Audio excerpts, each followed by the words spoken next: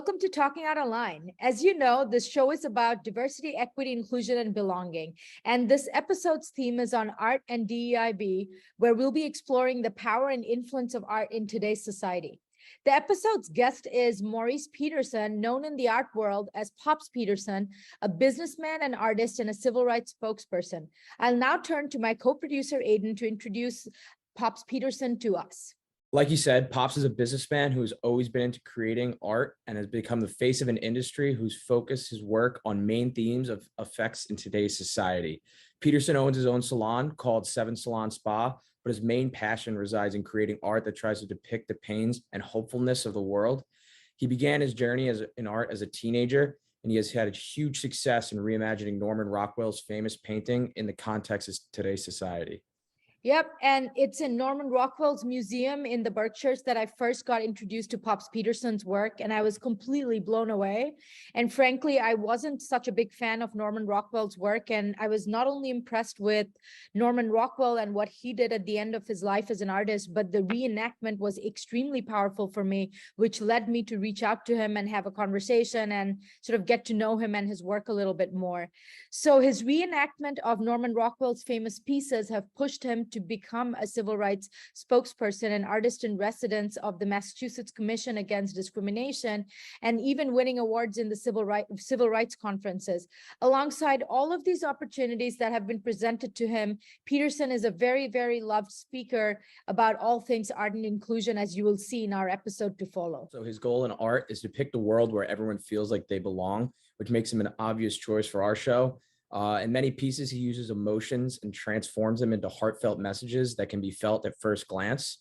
Now he's trying to separate himself from reimagining Rockwell's pieces and creating his own to show the good and bad in the world. Before we move on to Pops and my conversation, let's look at some stats about diversity, equity, inclusion, and belonging in the world of art. So with art being a massive field in the US as well as in the global scale, we'll focus on these statistics on the diversity of artists in the United States and reveal to you some shocking facts on how museums are improving or failing to diversify their collections as well as sort of their general environment in museums. So hear this out. As of 2019, out of roughly 12,000 employed artists in the United States, 73.8% of them were white, and 11.4% are Latino or Hispanic, 7.5% Asian, and 3.9% Black. Black artists have the highest average salary, followed by Asian artists. The lowest paid ethnicity on average were white artists, followed by Hispanic and Latino. Wow, hear this out. In 2021, during a field trip at the Museum of Fine Arts in Boston, a member of the staff said, "No food, no drink, and no watermelon," as a racist remark towards Black students. Other museum goers did similar things as well to make the folks in the museum uncomfortable. In an effort to fix this behavior, the museum added new training to employees and hired a new diversity hire to cater to all of the diversity needs of the Museum of Fine Arts in Boston. If you ask me, that's pretty unacceptable that in a city like Boston, this can happen to a group of people of color that are just going into the museum to enjoy the experience. Mia Locks was the senior curator and head of new initiatives in the Museum of Contemporary Art in Los Angeles. She resigned in 2019 due to the MoCA not being ready to implement new ideas that would bring diversity, inclusion, and equity and access.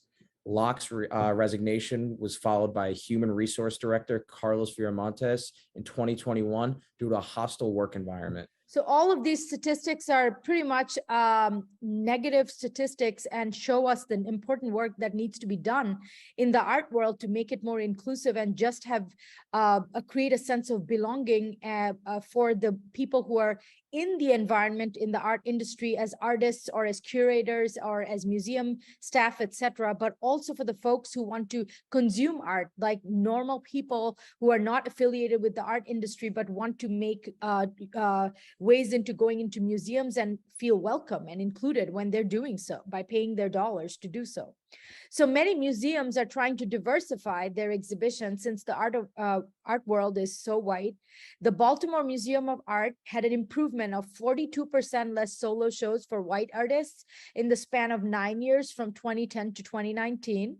The Baltimore Museum is also trying to become a more diverse institution by employing artists with different backgrounds to redesign their lobby in hopes of making it seem like a more inclusive environment for various identity groups from around the country and the world. The Smithsonian followed in the Baltimore Museum of Fine Arts with 27% less solo shows of white artists. And the Whitney Museum followed the Smithsonian closely with a 26% decrease in solo white artist shows. So it looks like from all of the stats that we just saw to provide an overview of the US art industry, that there is a mixed bag here. Some things are not going so well, and hopefully people are doing and taking steps to make it better. And on the other hand, some things are moving in the right direction, which is making me happy. And it makes me incredibly happy to host Pops Peterson and Talking Out of Line to talk about the moving pieces of art that really got me interested in talking to him in the first place when I saw it in the Norman Rockwell Museum. So welcome Pops Peterson to our show, and thank you, Aiden, for taking the time for us to introduce the stats to our audience.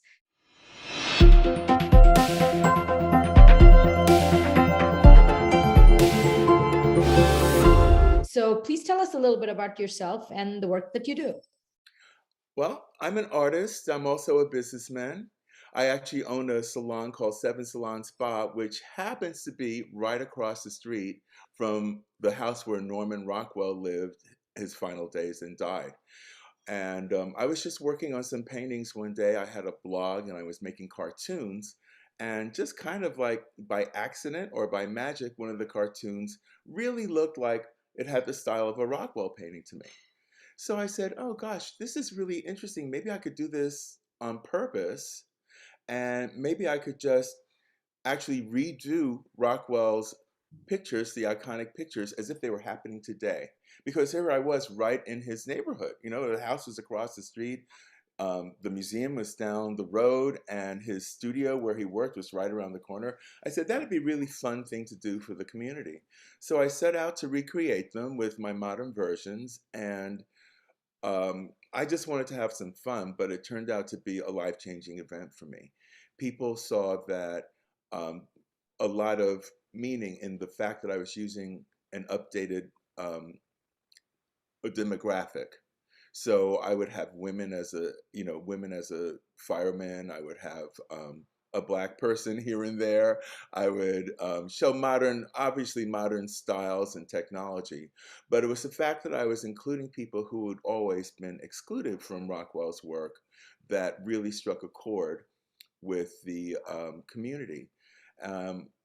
I really had no intention of being a civil rights spokesperson at all, but the civil rights community really rallied behind my work, and I became the artist in residence of the Massachusetts Commission Against Discrimination. I got this amazing award from the Northeast Civil Rights Conference, and was called upon to give a lot of speeches, and I took the work to heart, and it actually has been quite a big success. And very meaningful to my life.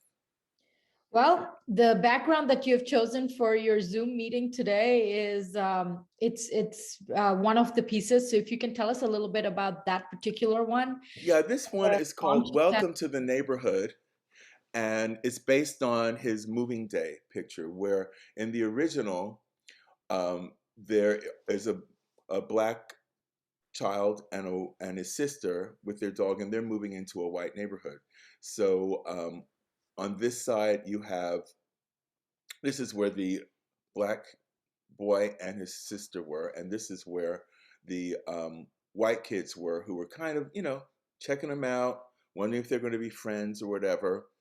And in the background was a very skeptical person, like looking out of a window. What's going on in this scene?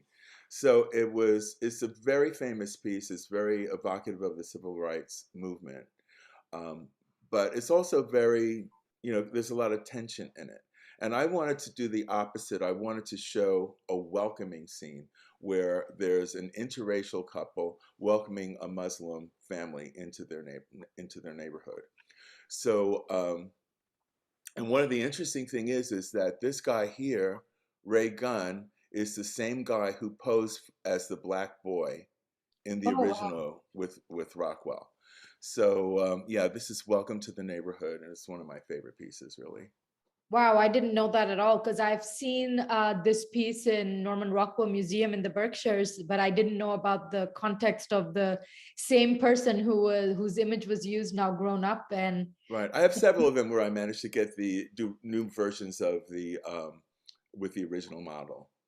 so tell us a little bit, because Norman Rockwell's big and you have readapted his work. How did the Norman Rockwell Estate and Museum feel about you doing a twist of diversity, equity, inclusion, and belonging into an American artist who had a very different take on the whole paradigm of inclusion that you're working on? Well, actually, the truth is that Rockwell did not have a different take than I do personally in his life. But the editors at the Saturday Evening Post, where he did most of his pictures for 48 years, would not allow him to present a black person in any other than a menial role, or any person of color. So you will have a Pullman porter, perhaps, or perhaps a maid in a picture, just like Hollywood, and but you would never see a person of color. So when I started the series, I was, I lived in fear that they'd find out and want to hunt me down or something like that. But the truth was that they absolutely embraced me and celebrated me and did everything they could to promote my vision. And the thing is, quite honestly, Norman Rockwell, the people who receive the Saturday Evening Post are, passing away. Rockwell hasn't done it, it's been dead now for many, many years. Yeah. And the things that were exciting to, his fan base is dwindling, actually. So now he's just a museum artist, like Van Gogh or Rembrandt or somebody, and they need to keep on finding ways of making him relevant to the current day. So they have always been nothing but completely supportive of my work. And when I started the series, I thought, oh, maybe this will be fun. Maybe it'll give me a room in the basement someplace and I have a party with my friends one day. But I never expected they would give me an entire room in the main gallery of the Rockwell Museum. And my show was the longest running show they've ever had there, for a solo Well, artist. I believe you because I have been to the Norman Rockwell Museum prior to your work being there. And I went there back for my 37th birthday last year. That's when I saw your work. And it changed my narrative around the Rockwell Museum because I actually we went back again to buy a piece of yours from the shop over there. And I mean, it's amazing. I can tell you that they know what they're doing with their marketing, and because I can see why it has been the longest running show in the museum, because it's certainly extremely positive in its re-narration, and also I mean, I felt it was a celebration, and it was such a way of changing the narrative and expressing what you feel through using a traditional trope of someone's work that has that had really good meaning, but different meaning from yours.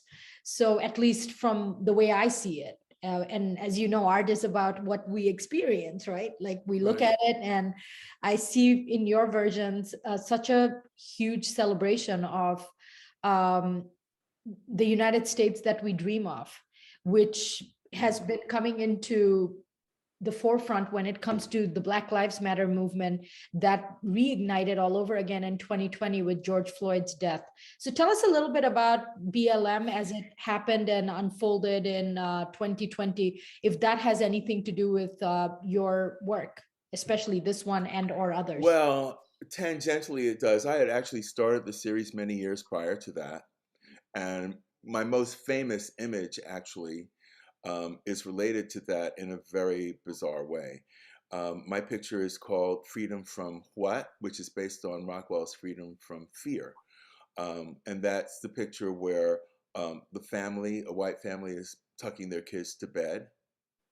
And the father has a newspaper that the headline is talking about the bombings going over in Europe. So, in other words, here in America, we don't have fear like they do in London where the bombs are dropping. You know, we're safe at home in America because we're so great because we're American. So I did my version where there's a black family putting their kids to bed in the current day. And outside the window, you can see the lights of a police car, and the father is looking over his head like, "What's going on out here?" You know. And the idea is that even today, in some neighborhoods, there are people who do not experience that freedom from fear. So that really has been my most famous picture. Has been the New York Times, the Boston Globe. It was a big deal. It's traveled to several museums. But what brought it into the black light, because that was like 7 years ago I did that. And then a couple of years ago when George Floyd was killed, it gave me a shudder because, well, let me first go back and say that the headline on the paper that the black father is holding says, "I can't breathe." Yeah. And that was based on what Eric Garner said when he was murdered by the cops in New York. And that was a huge deal when I first started this series about 7 years ago. So I put "I can't breathe" on the title, on the headline of the newspaper. So then many years later, we had the Rockwell tour, and there were like 1,000 entrants into the tour. And I was a judge, but they let me put, I couldn't enter, but they could give me one picture in the show that was touring. And when it got to Denver, they only wanted one picture out of the whole collection, and they chose mine. So it's like, oh my God, I got chosen one out of 1,000. And then right after they chose my picture, that's when George Floyd was killed, and he said, "I can't breathe," and "I can't breathe."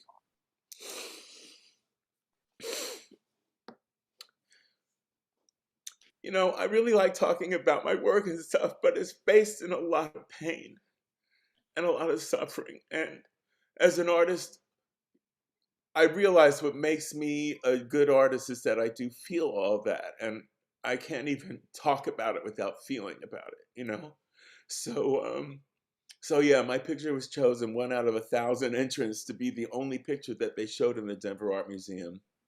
And then after they chose it, "I Can't Breathe" was back into the headlines. So it was just very, very eerie and kind of miraculous at the same time that all this converged on this one particular painting in I my think life. it's your emotional connection to the topic that is what draws people in. That's what I saw. That's what I meant when I said it was a celebration rather than, I feel like I needed to talk to you. That's how I felt when I was walking through the museum and I was looking at your show in the Norman Rockwell Museum. I'm like, I need to talk to this guy. And so I see what you mean. And I understand that pain is how can it not be? You have to be human to feel the pain and the unfairness that goes into that statement of "I can't breathe," and that being turned into a piece, and hopefully people pay attention and not misuse it.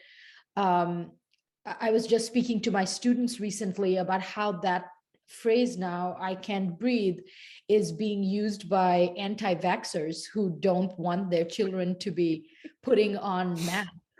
How can you quote "I can't breathe" to that? I personally think that's offensive into a territory unacceptable and offensive. However, Well, we've moved into an era where being offensive is the way to go.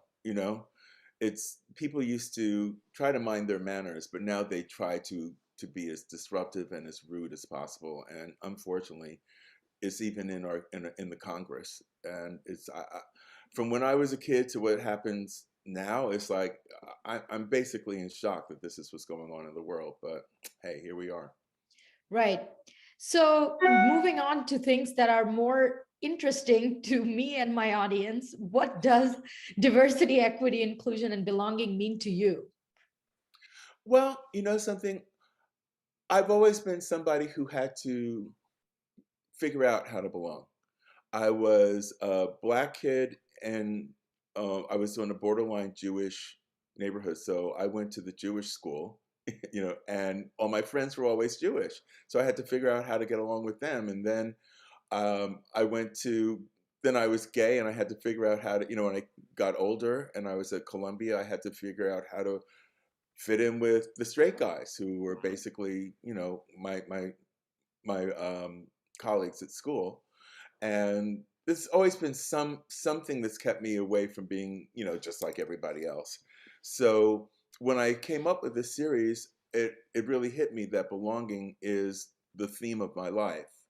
And I wanted to create a world in my imagery where everybody could feel that they did belong.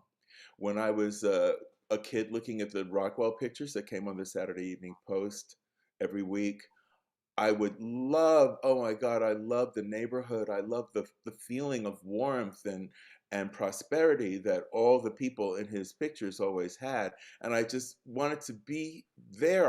And I'd had to imagine myself there, I'd have to say, oh, well, if I was up there, I would be in there too. And I would feel like that. And I look like that. And I'd have that, trees outside and everything. But I never actually saw myself represented there, except in my imagination. So, my series actually struck a chord with people because a lot of people felt the same way that I did, and I enabled them to put themselves in that space where they've been excluded for their whole life. And when I saw people looking at some of my pictures and the tears rolling down their eyes, I said, wow, I guess I really struck a chord here, and for them, but as well as for myself, because I have created a world where everybody does belong. Yeah, and I think again to emphasize that's one of the main reasons that I'm drawn to your work, because as you can see in my show, the theme of diversity, equity, inclusion, and belonging is there. And I feel a sense of belonging and a sense of inclusion when I'm looking at your work, which is important to me to go beyond conversations on diversity. It's not enough for us to invite people to a party. It's also important for us to make them feel welcome while they're there. And in your picture, the one, for example, that you have as your background screen for our interview today, it's not showing us that, oh, it's enough for us to have diversity in this neighborhood. When a Muslim family, a Black Muslim family is moving into the neighborhood, it's important for us to feel like we're included and that we belong in the community and that we feel safe in the community. And one of my interest areas is about creating neighborhood safety and inclusion for communities of people that are not, that are from historically marginalized groups. So that's one of the main reasons and draws of me loving and appreciating your work. So let me ask you this. I think you kind of answered this in a different way, but maybe you have something more to add to this question.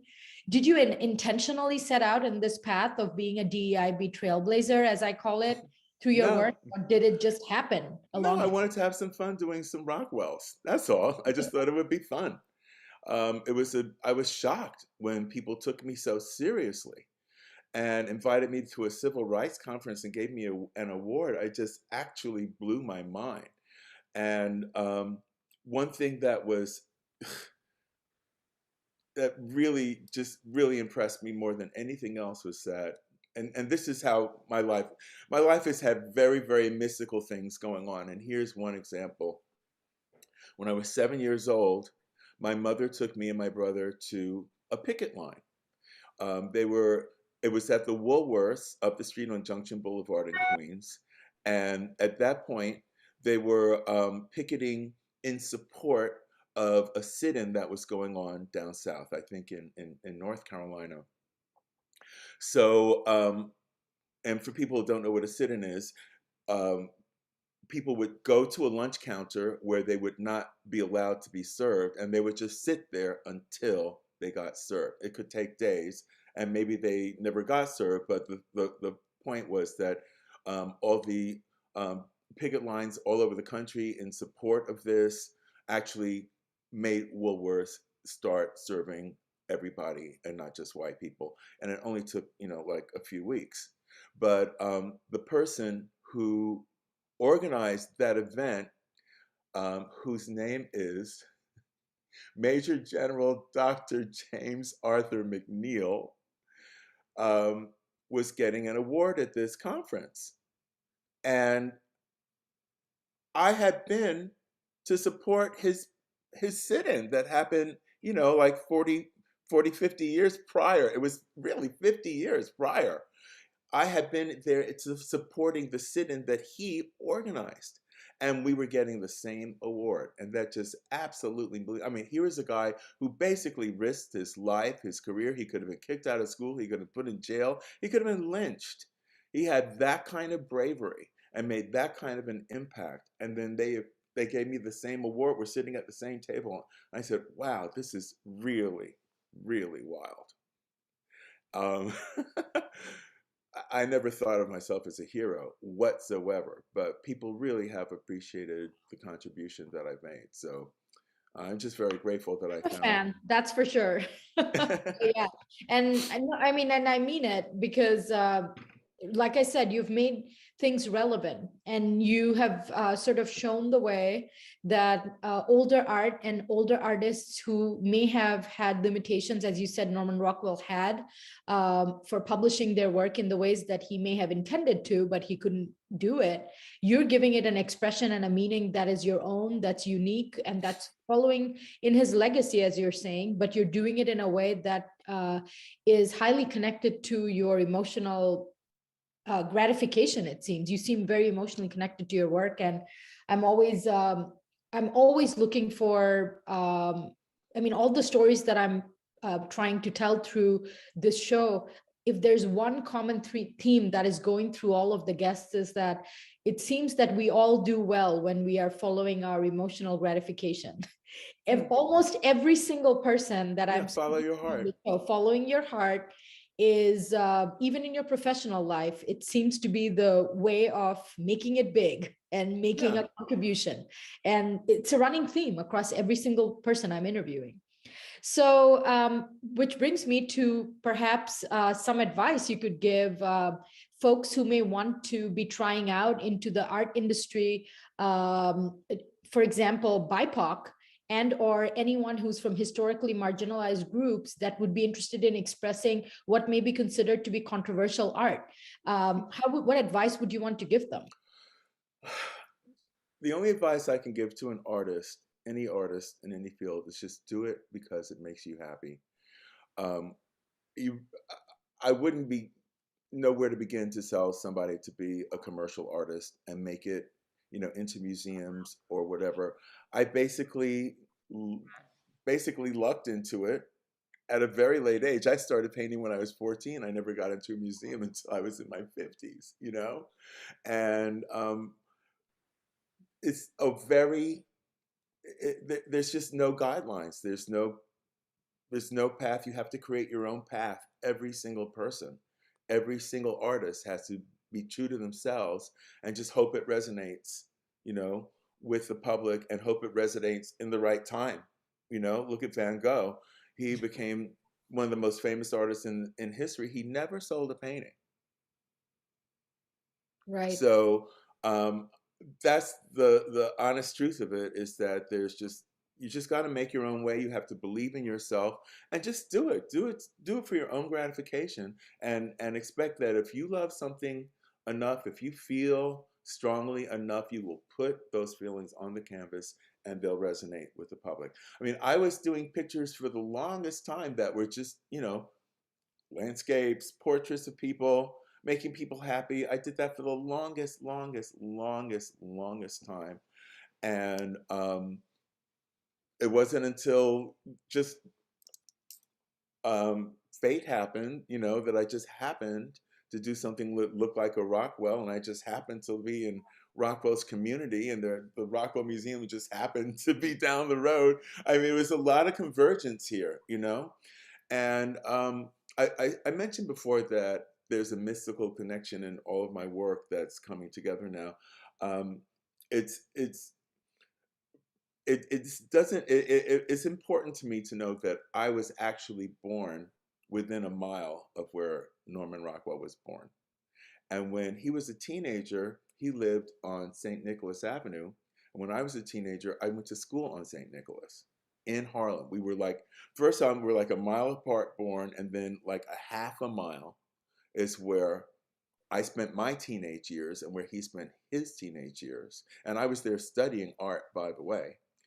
And then later in life, I bought number 7 South Street in Stockbridge, and his house was number 8 South Street. And dig this, my building was a funeral home when he died, and they brought his body across the street into the Finnerty Funeral Home, and he was embalmed in what's now our staff room. Ooh. So I have the spirit of Norman Rockwell running through my life. You know, when I was a kid, I loved his pictures. And then in my 20s, I came up to Stockbridge just by chance. I didn't even know there was a Berkshire's or whatever. But my boyfriend at the time drove us up there because he wanted to, you know, he rent a car and go someplace. And there I was in Stockbridge, and I started crying. I couldn't believe how beautiful it was, and just the feeling that I got and the connection that I had. And that was, you know, 30 years ago. And then, as fate would have it, I wound up right there in Rockwell's world and started basically channeling Rockwell's work. I really believe spiritually that I'm doing what he wants the world to see, because he was never allowed to do that when he was alive. He had to quit Saturday Evening Post before he did the major works of civil rights that have made him a famous and important artist. If he hadn't quit Saturday Evening Post, if he died before he did the Ruby Bridges picture, the Welcome to the Moving Day picture, all the civil rights, Murder in Mississippi, all those incredibly powerful works. If he hadn't done those, we would not be having a Norman Rockwell Museum today. He would have been, you know, just another illustrator, you know, whose name is in a book somewhere. Sounds good. Thank you so much for bringing that connection through. And I think aspiring artists would appreciate your very entrepreneurial and straightforward answer, which is you just have to carve your own path. Right, and believe in yourself and just stick with it, you know? I stuck with it for a really, really long time. Always believing in myself, even though I had to take diversions. I mean, opening up a business, I wasn't doing any artwork, you know. I just needed to get some money happening, you know, that was secure for my life and my future. And I've done so many things. I've been an office temp. I've been a web designer. I've done every kind of thing to make some money on top of doing the art. And the artwork, you know, I had successes as a writer and as a director here and there. Nothing really kicked in, but I still believed that I had something to give that was above, you know, something that was special to the world that I would bring. And I never, never, never gave up. And then eventually I wound up here where I am, which is not where I expected either. I mean, I never, ever expected that I would be going into schools and museums and universities and talking about civil rights and talking about protest art. I just never thought that that would be my life, but here I am, you know, and I go places and people really, really will respond to my message. One of my speeches is called Profiles, Portraits of Freedom. And in that speech, I talk about famous artists who have really, really helped to move along the civil rights movement. People like Paul Robeson, Josephine Baker, Marian Anderson, Gordon Parks, and Norman Rockwell, and Harriet Beecher Stowe. I give an overview of what people did who took the extra effort to say, I'm not going to perform here if you're not letting black people and white people be together. I am not going to go to the city if I can't stay in the hotel. You know, things like that happened through the centuries. And these things are not really being taught in school these days. And there's a movement to keep it from being taught. So I feel myself very privileged that I actually go into schools, elementary schools, high schools, and museums and give these speeches and give this information, because people need to know that. People need, if you want to belong, you have to realize that you always have been here. You've always had people like you who made a contribution so that you could enjoy the freedoms that you have right now. And there's more freedoms yet that you can bring to the world if you just behave in an inclusive way with outreach and love in your heart. Thank you. So I'd also like to know, one of the goals of this show is to identify different industries, and what are some unique challenges that each industry faces when it comes to diversity, equity, inclusion, and belonging. What, according to you, are the unique challenges in the art industry for historically marginalized groups when Well, the thing is, see, art isn't really an industry. Basically, what art is a crapshoot. It's it's a racket, if you want to know the truth. It's a bunch of people who have a bunch of money, and they decide that somebody else is going to make us more money. It's you, you know. Everybody's going like this, me, me, me, and somebody goes, okay, you, right? And then that person becomes the new it person, and they make the money, and nobody else does. And there's no telling who it's gonna be. It's just crazy. Um, I mean, Rockwell built a career over a long time. Basquiat was just on the street, you know, doing drugs, sleeping around, and he is like one of the top 3 American artists in the world. You know, Basquiat, Warhol, Rockwell. Who picked them? But it just happens totally by chance. It's like Banksy has created a sensation. He really, you know, there's somebody who figured something out, you know. I'm never going to show my face. I'm just going to do these things. Some of them will be really political. I'll do street art. I'll make them appear overnight. You know, he had this whole thing of how to excite the art community and the world at large. And it really has worked with Banksy. And I give him credit. I think he's the most exciting artist that there is right now. But somebody else takes a rock and writes Banksy on it and sells it for $50,000. It's crazy. Somebody who's not Banksy just writes Banksy on a rock. So it's basically, all it is a crapshoot. It's just a racket by people who have, you know, who just have money, and they want to make money just by saying this is worth something. Okay, fine, I'll pay you $100,000. I'll pay you $1 million. Why? Because somebody else will pay $1 million. It's just crazy. It's not like anybody's going to eat it. It's not like anybody's going to wear it. You can't go into it, you know, and get out of a storm. Right. No, I mean, it is. And so what it comes down to, what I see as a running theme in what you're saying, is that so much of it is spontaneous and what you can't predict. So you just Right. have to go at Although it. if you do have a lot of money and have a lot of friends with a lot of money, then you can be an artist. I mean, look at Hunter Biden. I don't know who that is, but I'll be looking him or her Wait up. a minute. Hunter Biden is the son of Biden, our president. Oh my goodness. Yeah, Did not he know does that. nothing. He does. I'm not gonna. He's known for basically being a ne'er do well, Oh, I but didn't know that at now all. he's painting, and his paintings are going for something like hundreds of thousands of dollars. Why? Why? Because he's the president's son. That's it. So if you can get yourself connected with people who have those connections and have the money and want to get to know you, whatever, yeah, you can be a success. So, but for most of us, and that's, you know, people of color as well as everybody else who doesn't have millions of dollars in connections in that world, you know, you just got to wait and just put your hand up and go me, and then maybe somebody will point at you and maybe you'll be a success. But most likely not. Right. So essentially, the road is hard and tough, but your lesson is that follow your path and be true to yourself. What Right. do And let me also please let your audience know that I'm not one of these people making millions of dollars. I'm not. You know, Okay. I sell my pictures. My pictures will sell for a few $1,000s, the big ones, and that just pays for more printing, more canvas, you know, more transportation. It doesn't really make a lot of money. Potential is there that perhaps I could, you know, I could do an NFT one day that sells a lot. I have partners working. You know, I could do t-shirts. Who knows what could happen? But what I have, you could never buy.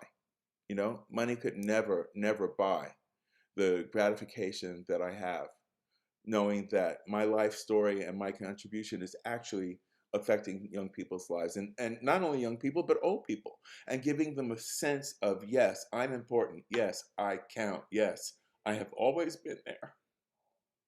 Absolutely. And that's what I am trying to unpack in your story, that the contribution that I feel that you're making for people to visually represent themselves in an art gallery, which has always been an exclusionary space. I Exactly. don't always enjoy my art walks. So I enjoy art as a field and I love going to museums, but sometimes they can get really repetitive because I never see people like me or people like you represented in Oh, some. and then what do you see?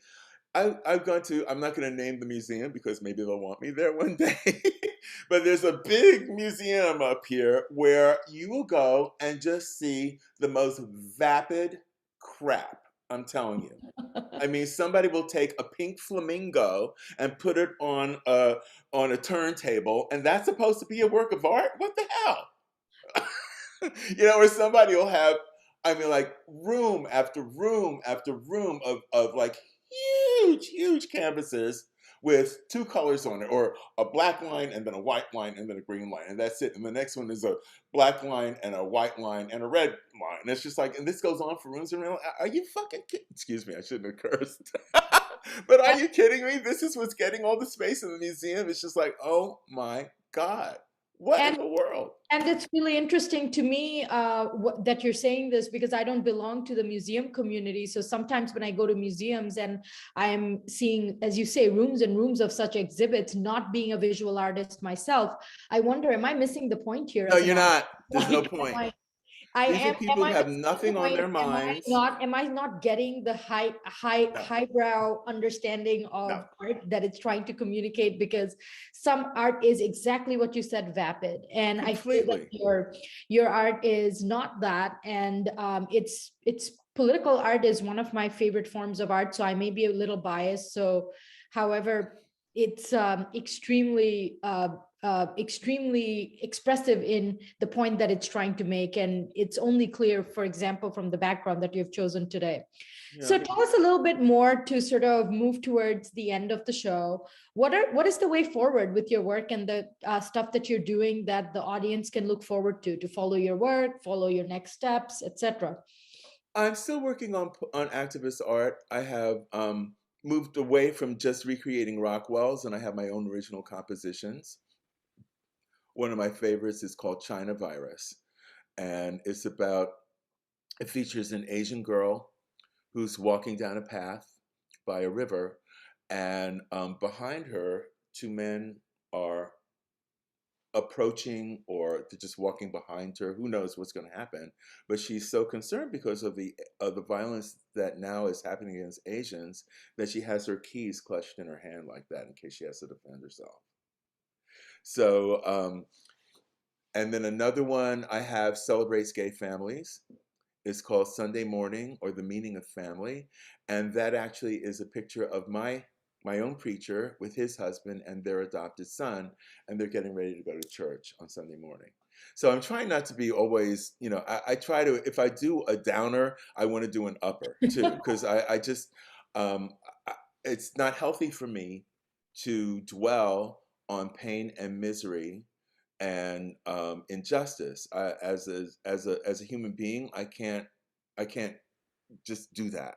So I try to do happy things as well as important and outrageous things. My next major production is going to be about homelessness. However, um, that's going to be a big project, and I'm also doing a music video right now because I actually I've gotten to the point where I go and I have these audiences and I start telling them these very um, important and moving and very dark stories. Some of them, about the history of civil rights, and I will make everybody cry. I mean, it's just it happens. People just I will have the entire theater just going crying, and they'll give me a standing ovation, which is great. But I also like to have fun, so I wrote a song and I'm doing a music video, and it's called "It's Never Too Late to Get Your Party On." That's cool. So when you're done with that, please do send it out to me. Oh, So we can post absolutely. it on our website. That would be awesome. So I wanted to also tell you that, I mean, it was really great talking to you and speak about all the highlights of your work and how you feel about inclusion and belonging and diversity and equity in your work. And one of the things that became clear to me in our conversation with is that how much you embody it really in your work, the true meaning of all those four terms that this show deals with, and how much you have instinctively, intuitively, as well as intentionally woven it into your identity and your work throughout. And what also stood out to me, which I hope the audience picked up on, is and I think that's amazing information to give, is I feel the same way, is when I'm doing work on issues of diversity, equity, inclusion, and belonging, a part of it is about dealing with pain, and a part of it is celebrating and moving things forward. So I fully understand what you said, that it can't always be about the emotional tax that I feel of always having structures that exclude me as a woman of color. And on the other hand, it can't only be about that, because then it would be really draining and it would really not give me the fuel to continue. So I think you've made that case so well, that for all the hard work that you do, where you're putting forth some of the pain that you're feeling because of circumstances that are either personal to you or sociologically, on the other hand, you balance it up with hope and with inclusion and with belonging as the message that it is possible.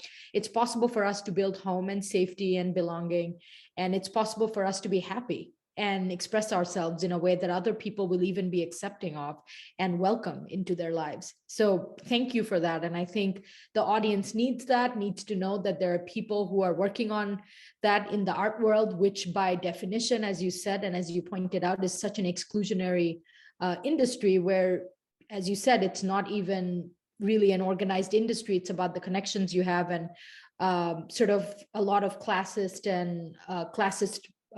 limitations to an industry that is really hard to penetrate for the average person.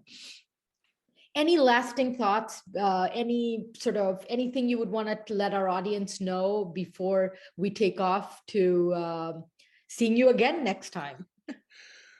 Well, when I close my speeches, I always like people to know that it's up to you. You know, it's how you live your life. What do you do to make the world a better place? And you don't always have to go and get on a picket line, but you could just be nice to somebody, you know? You could reach out to somebody. You could invite somebody. You can help somebody. You can help somebody. You can give money to help somebody go to art school. You could give your time.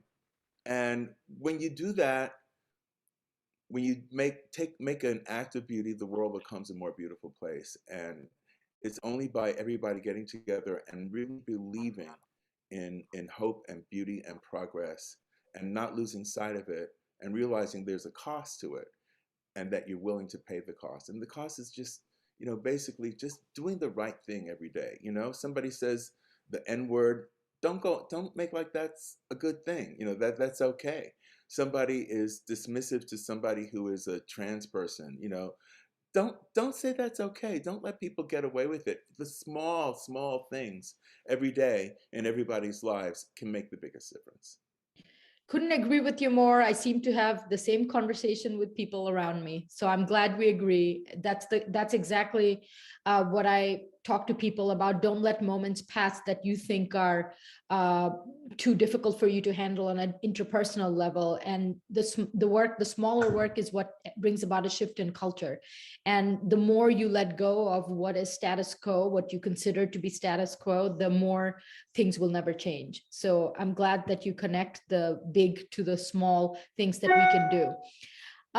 Last thing is, where would our audience go to follow your work? Tell us specifics, like website, social media. Well, my website is popspeterson.com, and that's where I keep everything. Also, you can go to the Rockwell website, go to the past exhibitions, and they have the whole Rockwell exhibition as presented in the museum. So everything that was in the museum is there, with all the pictures that it's based on and all the stories behind it. And that's on the Rockwell Museum website, nrm.org, under past exhibitions. So yeah, that's what you can see. And just check my website. If I do something fun and exciting, I'll put it up there. Sounds good. Thank you so much, Thank Pops, you, for Vadi. being It's been in so much Talking fun. Out of Line. It was great having you here. And we hope to have you again with your new work in our next season. Thank you. Bye. Thank you. It's been a pleasure.